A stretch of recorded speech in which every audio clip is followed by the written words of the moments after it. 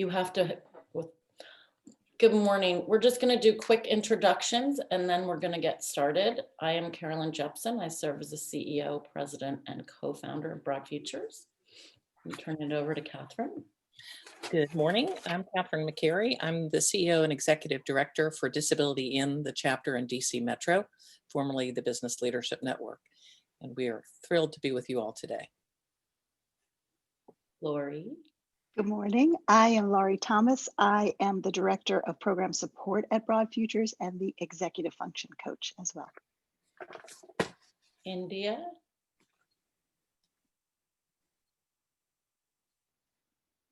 I'm not sure, but India Allen is here, and Catherine, do you know which company she is with? India is with the state of Maryland. Oh, okay, that's right. Can you hear me at all? Now yeah, we can hear you now. Okay, hi, my name is India Allen. I work for the Division of Rehabilitation Services in Owings Mills, Maryland. Awesome. Sorry, I'm having some connection issues. That's okay. We can still hear you. And then, yep, I'm Carrie Martin. I'm with PwC in the Office of Diversity. Great. I'm going to pull up our PowerPoint and turn it over to Catherine. Perfect. Thank you so much.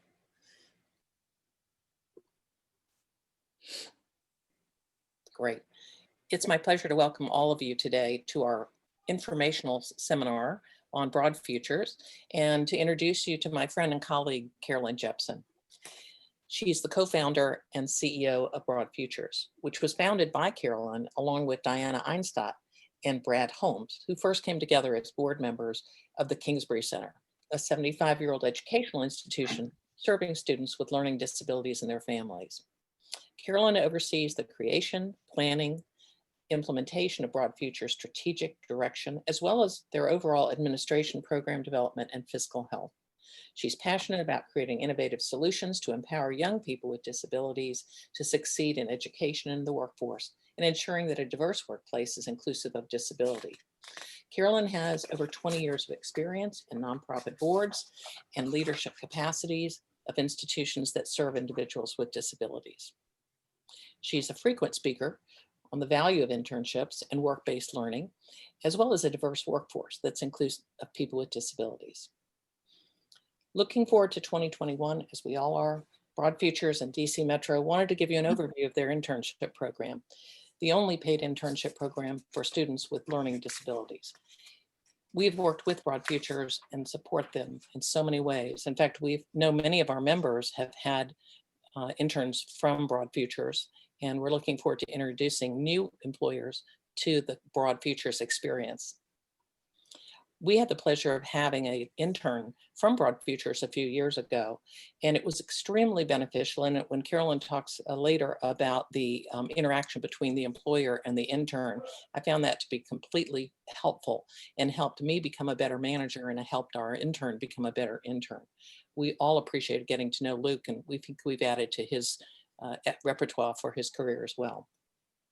As an individual with a disability, as a parent of 2 adult children with disabilities, and as a caregiver for a family member with a disability, when I met Carolyn, I felt like we were sisters. It was an incredible opportunity to work together.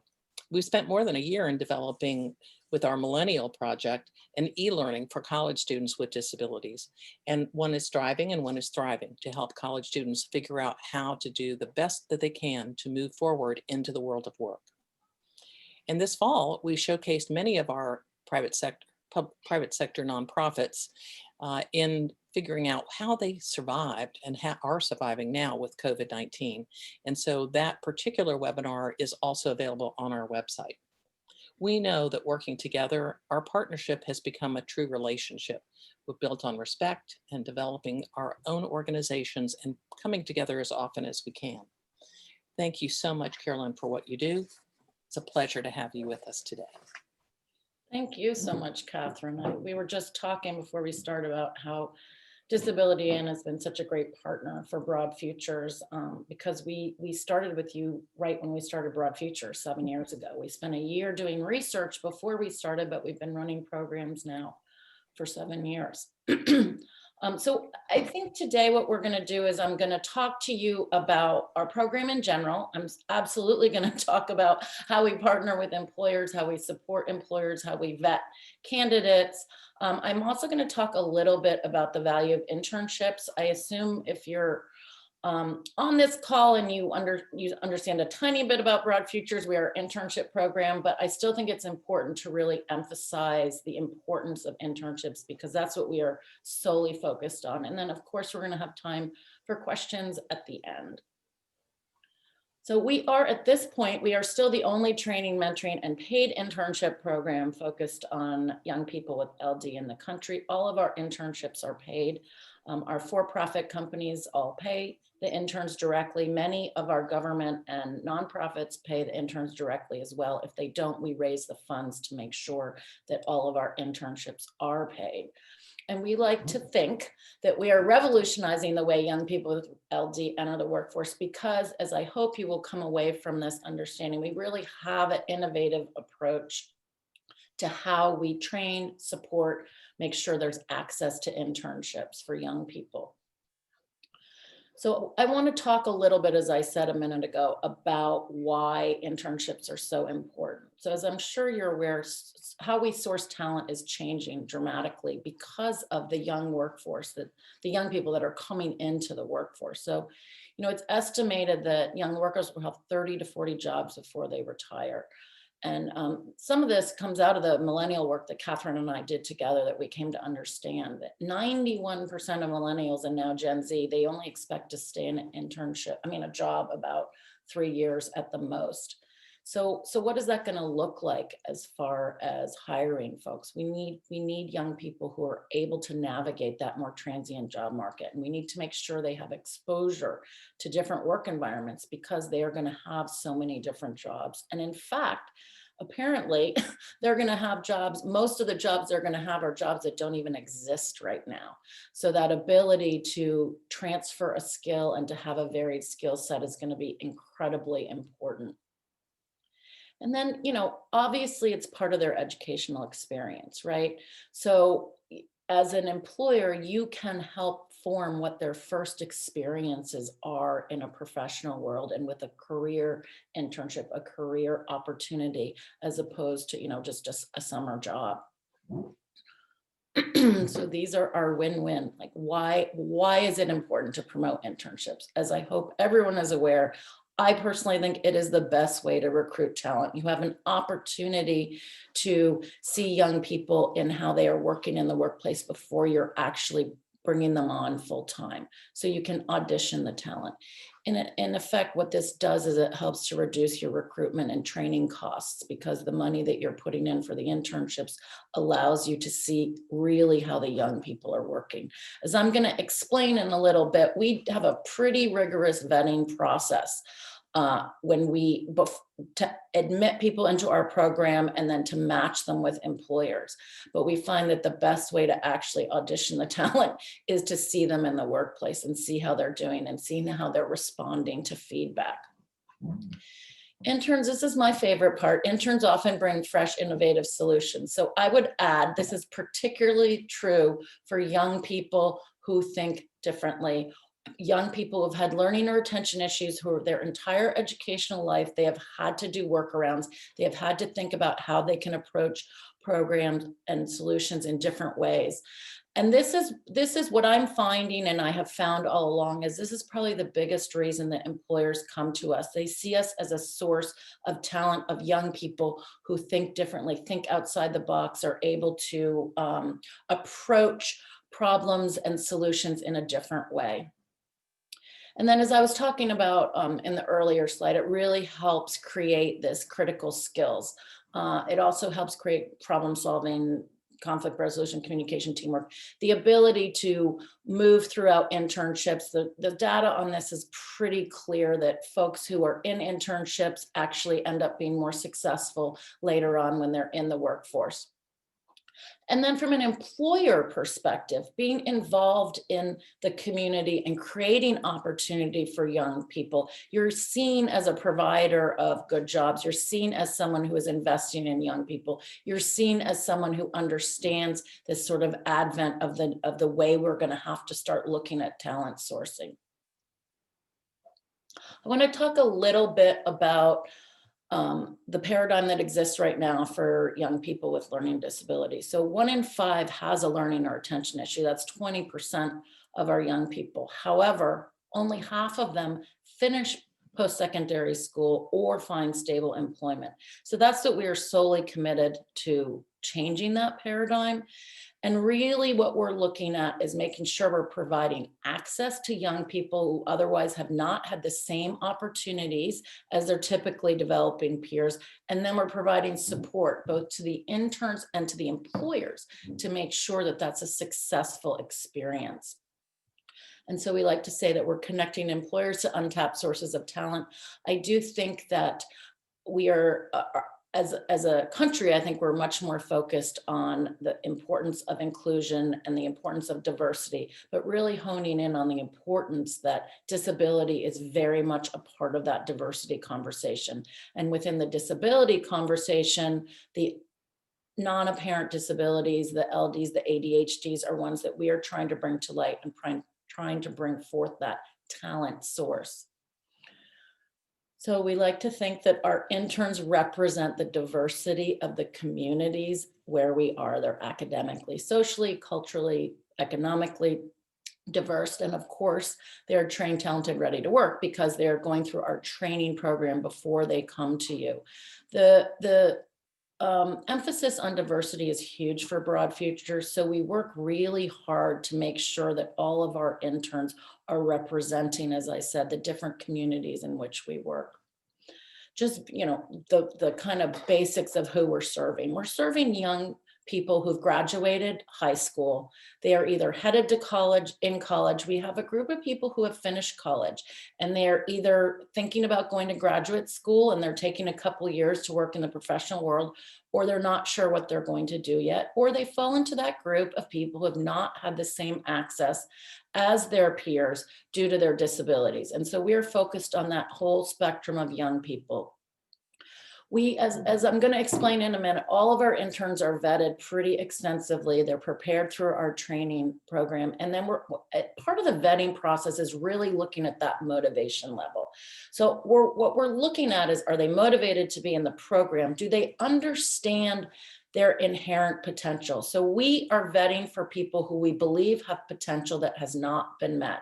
So the young person may not have the self-confidence to know what their potential is, but they have to be aware that we are looking to support them and that our program is going to help get them to the next level. So this motivation level and then this understanding of an unmet potential come together in a way that we are then able to provide that opportunity with our employers, of course, to move them forward.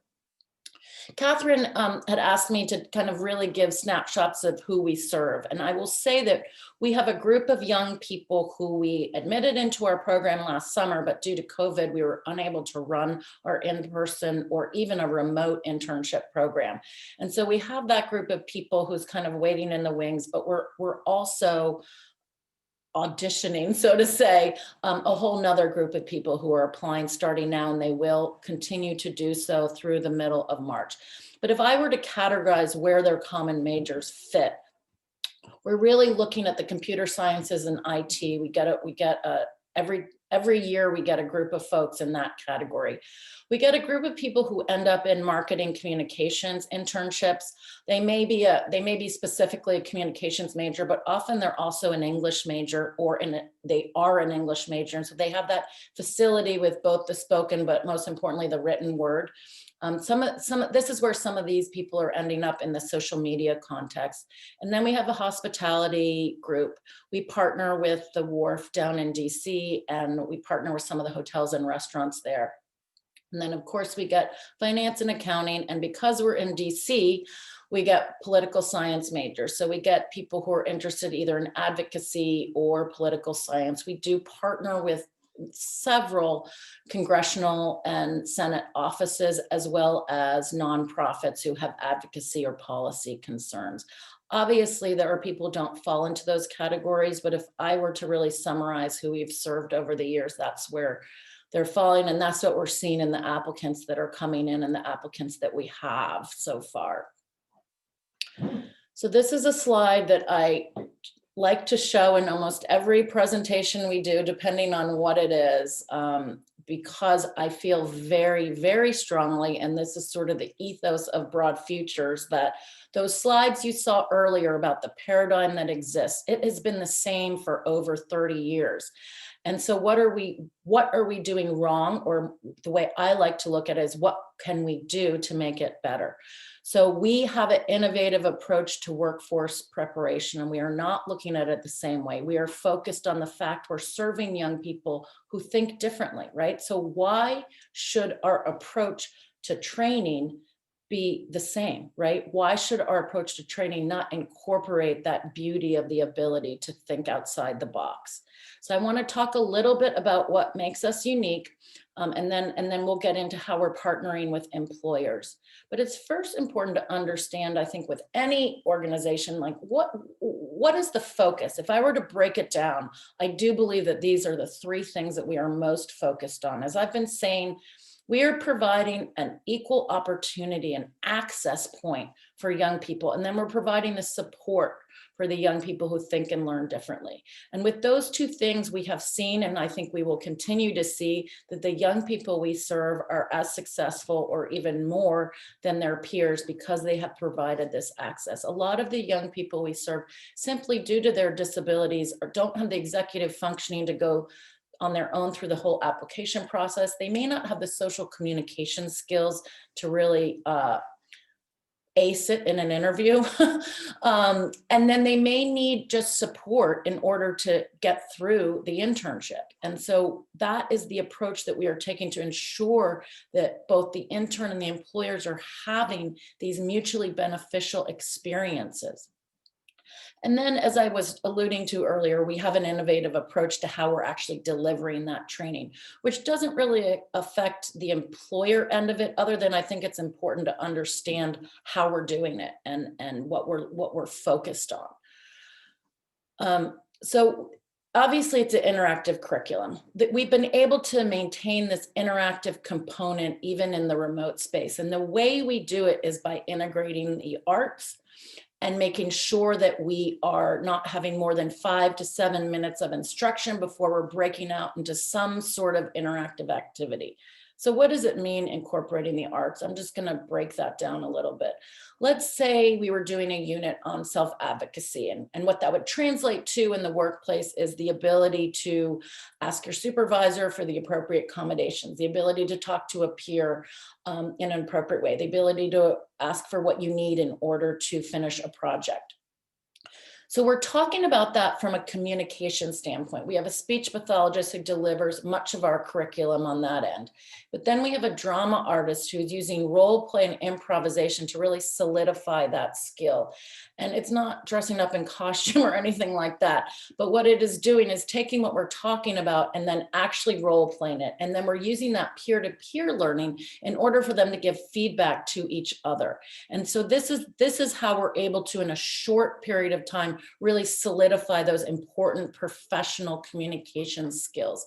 What you see here in the picture with the young people on the floor with the paper, that's our graffiti art part of our curriculum. And so what that's doing is that's sort of the final solidification of the skill. So after we've done the delivering the communications part, we're doing the role play. We are then solidifying the skill by doing a graffiti art project. And it's quite simple, actually. What young people are doing is they are writing down or drawing a picture. They could represent it in whatever way works with their learning style, what they understand. Let's take the example of self-advocacy to be.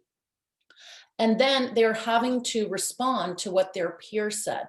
So they're having to put down what they think, and then they're having to respond to what other people think. And then at the end, we have a tableau, which gives a visual representation of how different people have thought about this concept. And we keep those and we refer to them. And in that way, they're really able to understand the concept in a way they wouldn't have been able to understand in the way I'm doing it today, just speaking to you. We understand that only about 10% of what people say is retained if there's not an interactive component. So I'm hoping that's not true for today. But and the other piece that we have always incorporated is yoga and mindfulness. So in that initial year when we did the research, what we found one of the biggest barriers to young people with LD and ADHD to succeeding was their high levels of stress and their inability to really tolerate stress and manage that process. As you can imagine with COVID, this has actually become a much bigger barrier for the young people that we serve. So it's even more important that we incorporate that in our training, and we're asking young people to practice that on their own, at least while they're in our program. And then hopefully that's something that goes in their tool belt that they take with them after the program. We also employ a peer mentor and coach support model. So every one of our interns is paired with a peer mentor, and the peer mentor is also supervised by a coach. The coach acts as a support both for the intern, but the coach is also your support. The coach is the person who is interfacing with employers and making sure that everything is going well on the employer end. And the peer mentors, we like to think of them as sort of like the first level of defense. So it's a young person who is transitioning themselves into the workplace. They are probably 3 to 5 years older at most than the young people we serve. And then they are supported, as I said, by the coach.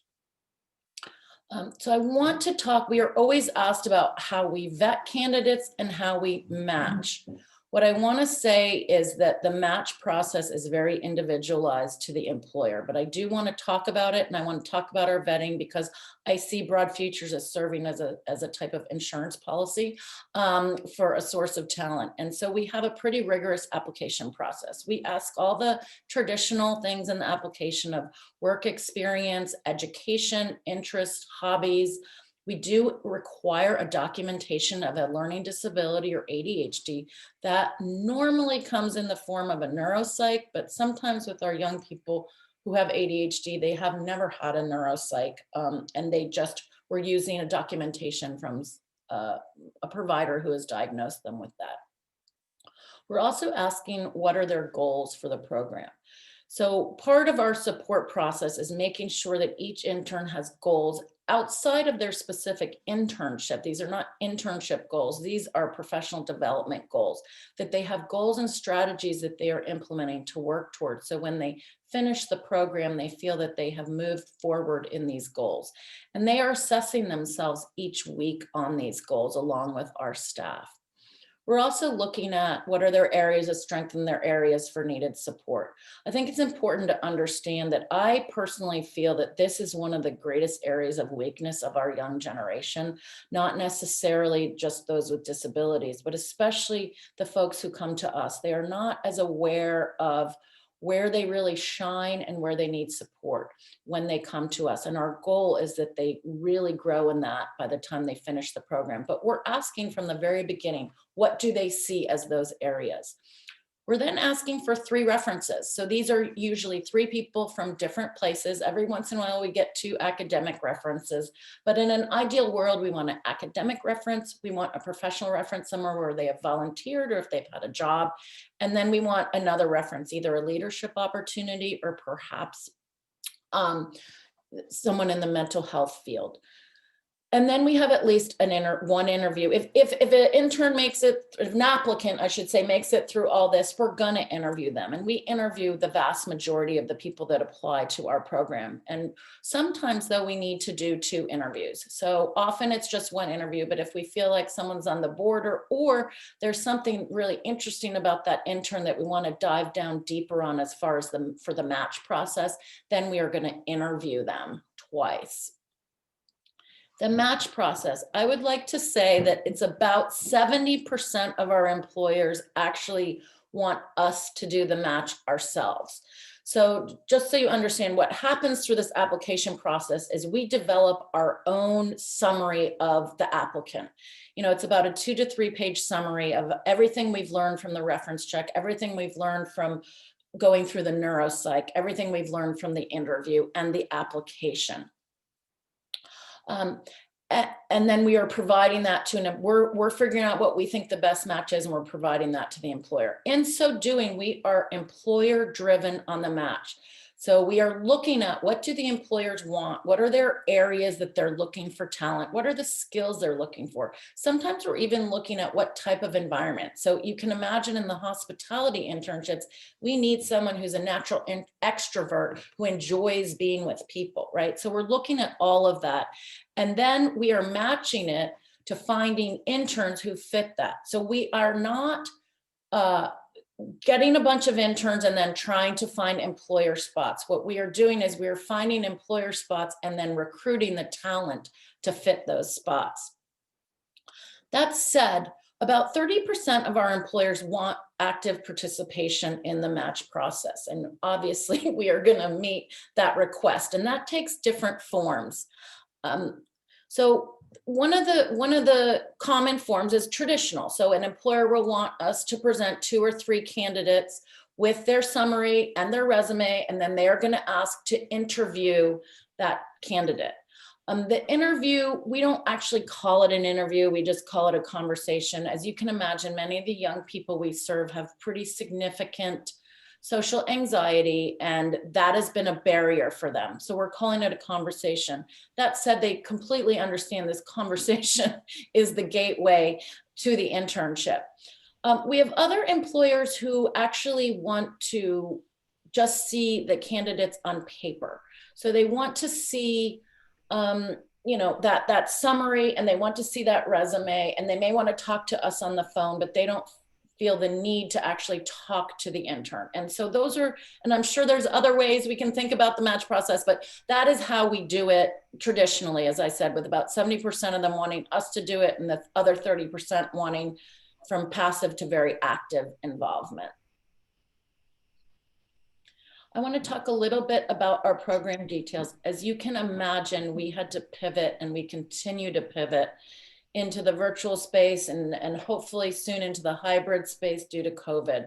So we normally run a winter and a summer program. Historically, we have not had a fall program. I'm going to talk a little bit about what we've been doing in the fall since COVID. This winter, we started with an in-person program. It then in March turned to a remote program because of COVID. And then this summer, we did not have the internship part of our program. So we had that training piece I was talking about, but it was sort of like the training piece on steroids. And it went on for 5 weeks, and it was pretty comprehensive. This fall, what we have been doing is individual placement of interns. So we have not had an internship program. We did that same virtual training program, but then we have placed interns individually because we've actually this fall, we had demand from employers, mostly on the Senate and congressional side, but we had demand from employers for interns actually in a remote capacity. But we traditionally have not run a fall program. So depending on demand, if we continue to have the demand in the fall, we probably will run some sort of a fall program. But what I'm talking about right now, I want to talk to you about our kind of traditional program and then talk a little bit about how we differentiate for employers that might not be able to fit into our traditional program. So no matter what, we start with the 2 weeks of training, which incorporates the professional communication, the executive functioning skills, everything that a young person needs to be successful in the workplace. You then place them into internships for 7 to 10 weeks. The summer program is shorter than the winter program, really kind of mirrors a second semester in school. And we ask the interns work a minimum of 20 hours a week. Many work more. No one is going to work less, Monday through Thursdays. And then we require them on Fridays to come back to us.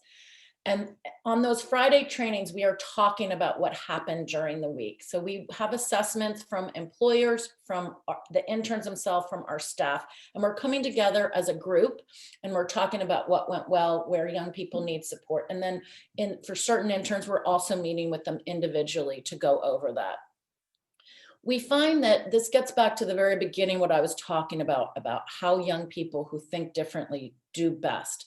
The way they do best is to learn something, practice it, reflect on it, and then repeat that process. So that is what we're doing every week. And that's why for us, those Friday trainings are really important.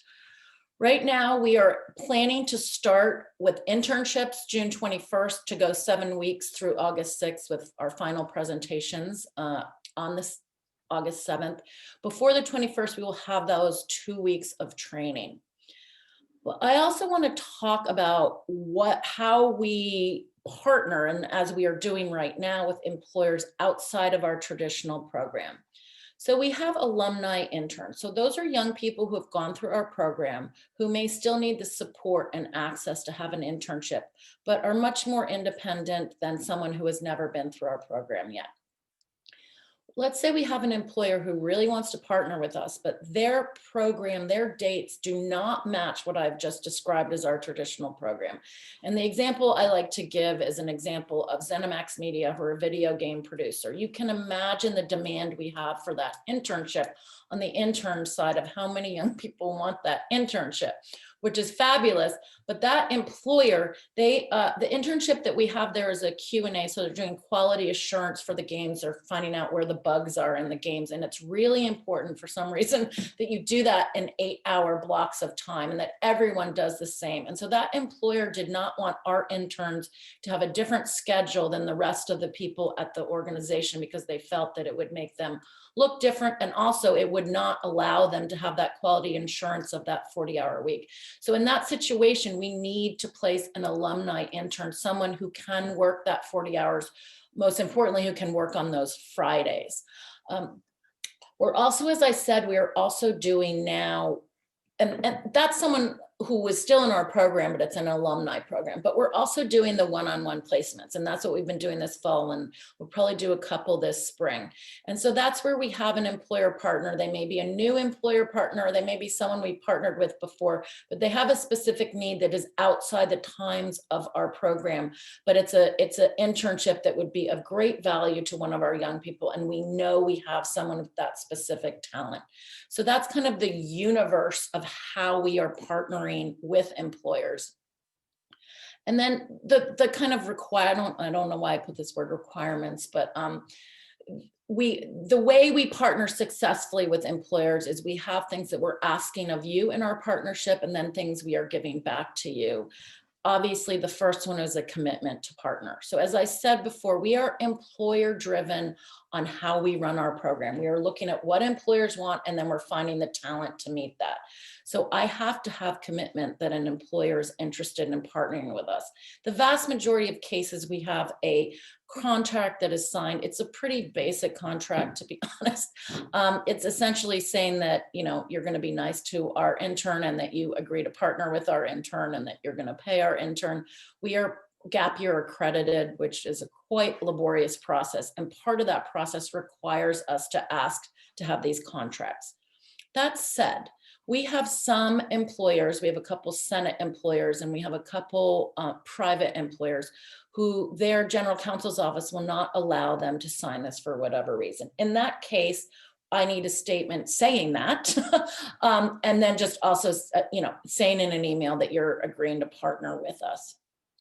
We do have an initial onboarding meeting, and that is when our team is meeting with the employer. It used to be in person, now it is virtually, but we're meeting and we're talking about kind of disability 101 for non-apparent disabilities, right? So we're talking about what are the barriers and what are the accommodations we can put in place that help all young neurodiverse people, right? But what we're also talking about, in an ideal world, we have the intern with us and we're talking together about how this intern works best, what they need to succeed.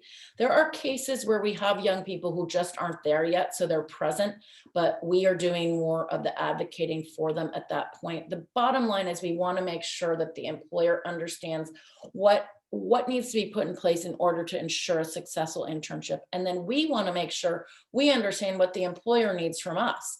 So on our support end, we want to make sure that we are supporting the employer as best we can. During those first 2 weeks, our coaches are checking in with the employers telephonically. This is part of our support service, so to speak, but it's also a requirement that we have to make sure that we are able to serve our interns and make sure that we understand what is going on in the internship. After the first 2 weeks, it's really up to the employer. So we have employers who utilize our partnership as a way to grow a young supervisor. So they see this as a prime opportunity to engage and supervise someone who may think differently. And our team is then supporting that young supervisor in a way that doesn't put a burden on the employer, but really helps that young supervisor grow. In those cases, those supervisors are generally requesting that we continue those check-ins throughout the internship. I would say it's at about 50–60% of the employers want to continue those calls. We have many employers who really don't need that support or just need the support on an as needed basis. So they may call us up, but they don't need that weekly support. We do a site visit halfway through. This obviously this is ironic, but it used to be in person because I felt very strongly that we get much more feedback when we can see people and read their faces and really interact and not do it in an electronic format, because I felt that we got more honest feedback. I will say that has changed dramatically over the last 9 months, and the difference between remote conversations and in-person conversations, while still not exactly the same, have advanced quite a bit. So we're probably doing those, at least for the near future, in a remote capacity. And at that point, we're really having a more in-depth conversation about what is the intern working on. How is it going? We're answering any questions. We're a resource for employers. Sometimes there are difficult conversations that employers have to have with young people, and we want to be that facilitator and making sure that those conversations are eased up quite a bit.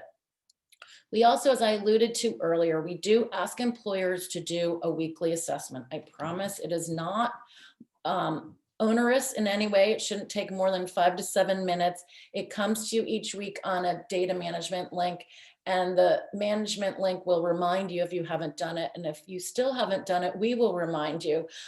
So it will not be overlooked, but it's really important. That provides that critical feedback for those Friday meetings so that we can then meet both as a group and individually and talk about how we can maximize this opportunity for the young person.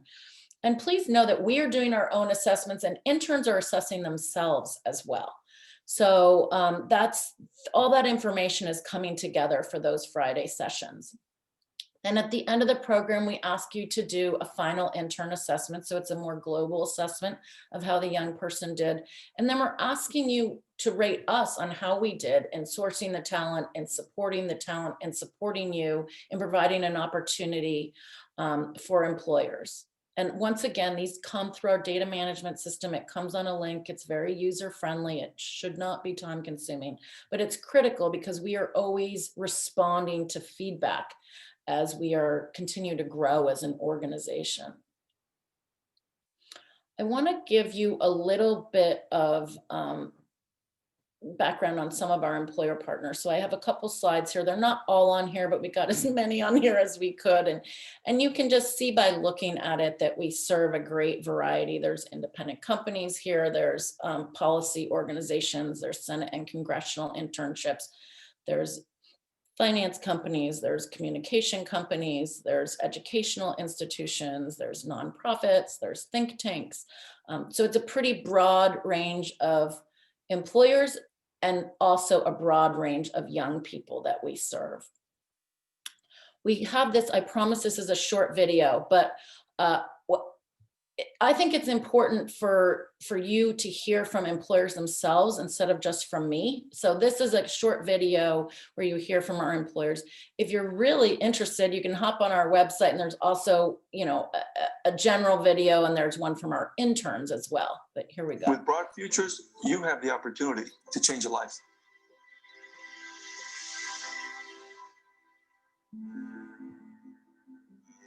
BroadFutures really makes it easy to be more inclusive in the workforce because you have a structured program and you have help for the interns to make sure that they're successful.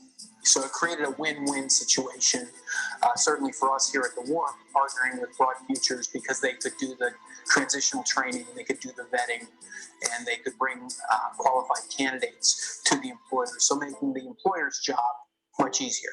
And BroadFutures is a no-brainer for a small company looking to fill opportunities. BroadFutures isn't a charity. It's a real internship. It's work. tremendously well for us. We've been associated now with BroadFutures for the last 4 or 5 years, and we've had 2 interns every summer, and we've even hired some of our interns as great of our employees. And it's amazing the commitment that you get from the managers once they learn how important this program is to those interns. The fact that BroadFutures interns have overcome challenges makes them a better intern for our business. I love BroadFutures because they're developing our young people into beautiful adults. What I love about these 2 ladies here, Anaya and Sophie, is that they're willing to learn and they communicate which ways they learn better. BroadFutures really provides them with coaching, the mentoring, the resources, so they will be successful as interns in your company. There is really no risk, and there's a lot of benefits. I invite everyone to join the BroadFutures community.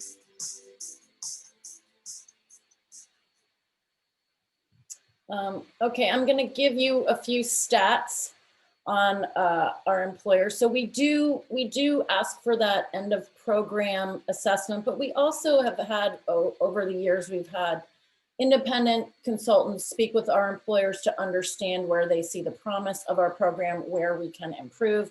And these are the stats that really talk about, we're looking at, are our interns actually prepared to participate in the internship? And I'm not talking about specific skill set, I'm talking about the soft skills, the skills of being in a professional workplace and being able to complete assignments in a timely fashion. All of our employers also would participate in our program. Again, I'm happy to say we have never had an employer who has decided that they cannot partner with BroadFutures anymore. And they all have, if they partner with us once, they would like to partner with us again. And we obviously have employers who partner with us over and over and over again. We've had a couple employers who have, the organization has morphed into something else or they have gone away. But no one voluntarily has decided they don't want to partner with BroadFutures anymore. And then this last stat on recognizing the recognizable benefit. This is what, to me, is at the heart of what we do. I'm not just talking about the bottom line. The recognizable benefit is, was there a benefit to your organization of having a BroadFutures intern that went beyond the bottom line? So did it increase morale? Did it allow people to look at what is it like to have someone who actually does think outside the box? Has it helped your supervisors supervise in a different way? So I like to think about universal design in this case. What is good for a BroadFutures intern as far as being very specific in assignments, making sure deadlines are clear, making sure breaks are allowed to be taken, making sure that we are considering what the kind of drive of the young person is. All those things that help a BroadFutures intern to be successful, help everyone to be successful, right? And so what is that benefit? Can we articulate that benefit to the rest of the organization? And that's kind of my favorite part to read on the assessments. I think that I'm going to turn this over to Catherine before we do questions, because I want to come off the PowerPoint so I can see people's faces if they want me to see them, or at least so they can see me. So I'm going to turn it over to Catherine to talk about resources and information, and then we'll open it up for questions. Thank you so much, Carolyn. And I appreciate the information. It's always helpful to know more about BroadFutures. And as a employer customer of BroadFutures, I can absolutely say everything you have done makes such a difference in the internships that we've had. So on this slide, we put some resources for you. Of course, BroadFutures. If you're not familiar with the Office of Disability Employment Policy out of the Department of Labor, that's a wonderful resource. They in turn fund the Employer Assistance and Resource Network on disability inclusion, as well as the Job Accommodation Network. And then the DC Metro, that's the organization that is hosting us today. And that's where I serve as the executive director. I'm also the president of a consulting disability strategy firm. And on that site, you will be able to find the 2 links for the Striving and Thriving learning. And it's been out now for, gosh, 2 years, I think. So it's just been amazing. And then how to contact each one of us. And if you I want to take just a second to the next slide about what it is the DC Metro does. So we are part of a national organization called Disability In, formerly the US Business Leadership Network. And in DC, we have won the Chapter of the Year twice in the past 9 years.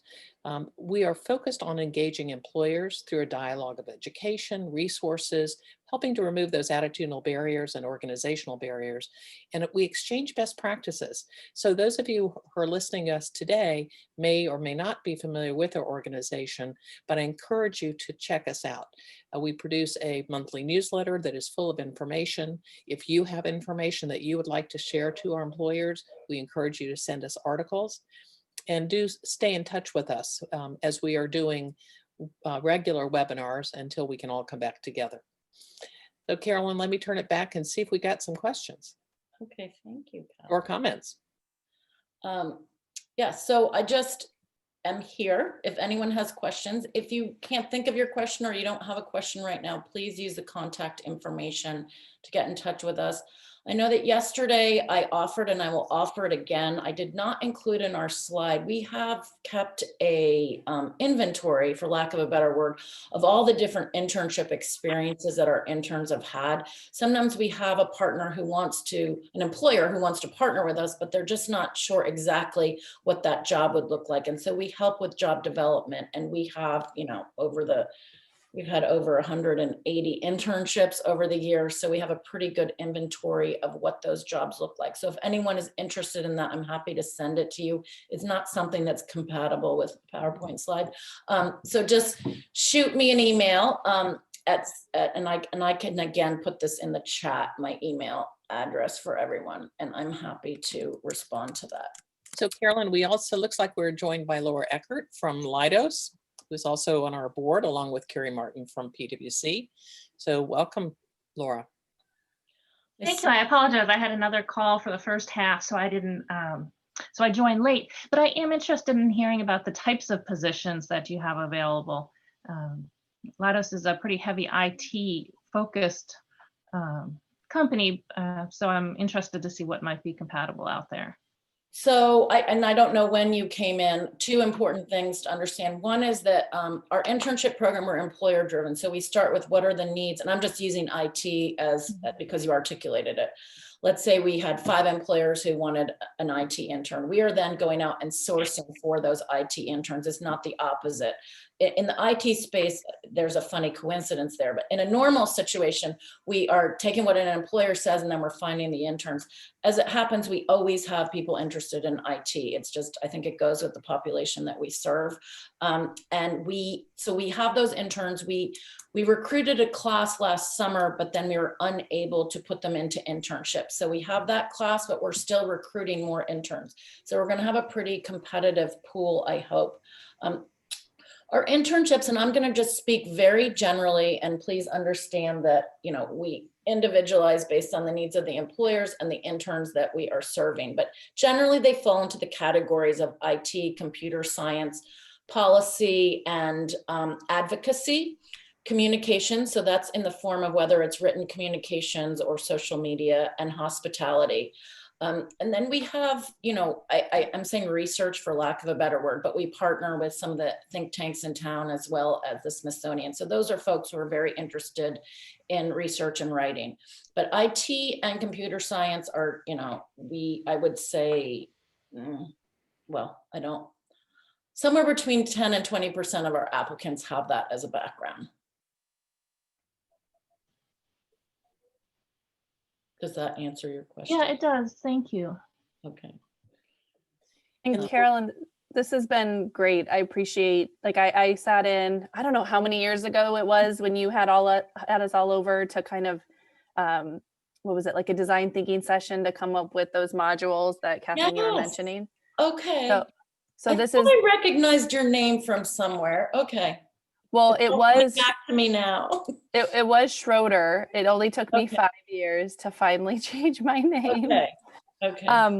But this is great. I love this, and thank you for recording it. So hopefully I can even share it with some of the recruiting team here at PwC. But just had a question.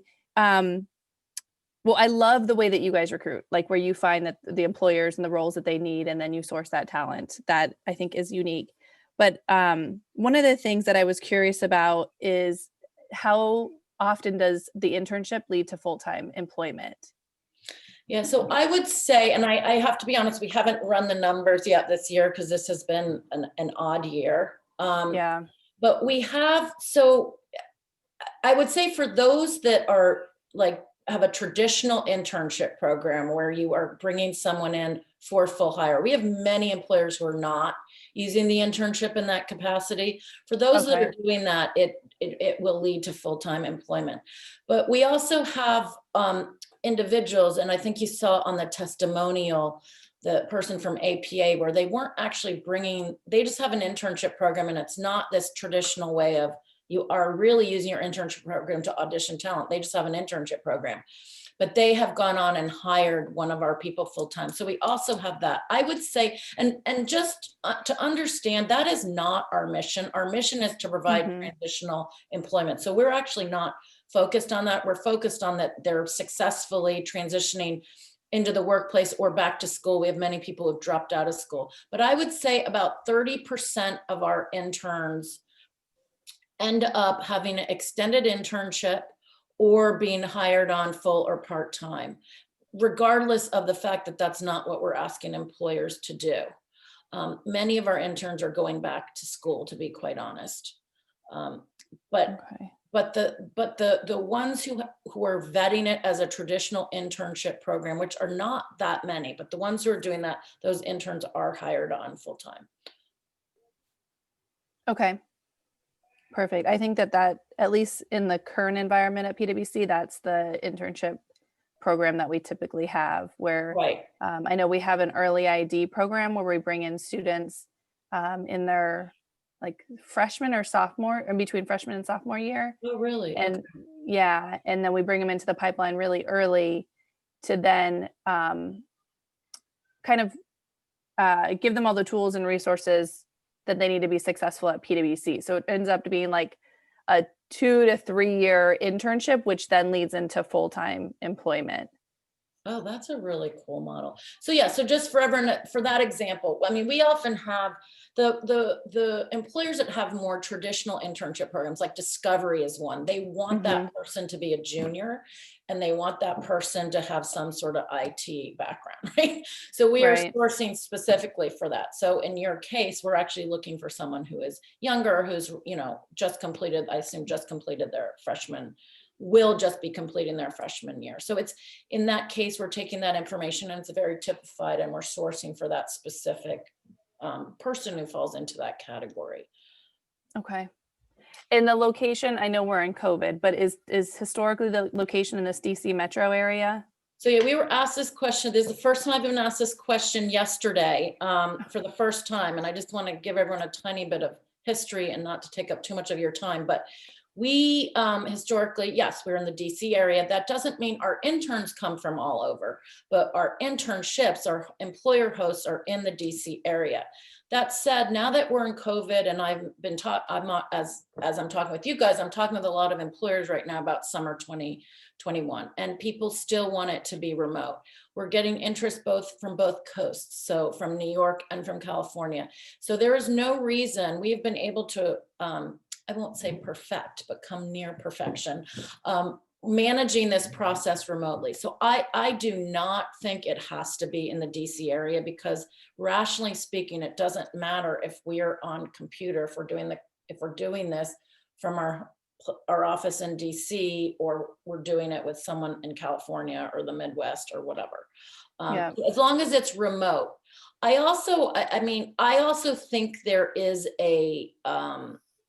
there's an argument to be made that we could provide our same support remotely, even if the internship were in person in an area outside of DC. We have not done it yet. We had started talks about it before COVID happened with an employer in New York, but we have not done it yet. But we are kind of assuming that's something we're going to have to do and want to do.